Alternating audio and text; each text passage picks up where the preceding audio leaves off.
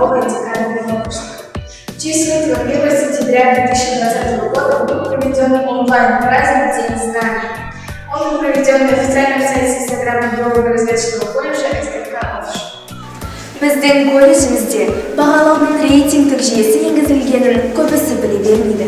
Осыған байланысты 2020 жылдың 2 қыркүйегінде ішкі тәртіп ережелер туралы жаңа жинақтың студенттермен кездесу, сондай-ақ ГРК көпшілігімен танысу өткізілген болады.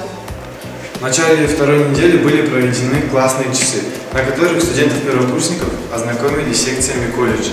Большинство студентов заинтересовались и приняли активное участие в жизни колледжа. Бәрімізге белгілі, біздің колледжде бірінші курс студенттері үшін онлайн экскурсия өткізілген 2 жатақхана бар. 14 сентября мы проводили День языков народов Казахстана. Биыл ұлы ақын және де жазушы Абай Құнанбаевтың мерейтойы екенін барлығымыз білеміз. Оның құрметіне жалпы сынып сағаттары өткізіліп, онда балалар оның жалпы шығармаларын жатқа оқып, оның өмірбаянын терең зерттеген. Председатель молодежной организации «Геолог Жастары» Ержанов Амирхан проводил набор в свою команду. По итогам отбора было принято 5 первокурсников. На этом все. Спасибо всем за внимание. С вами был канал ИВ. Келесі кездескенше сау болыңыздар!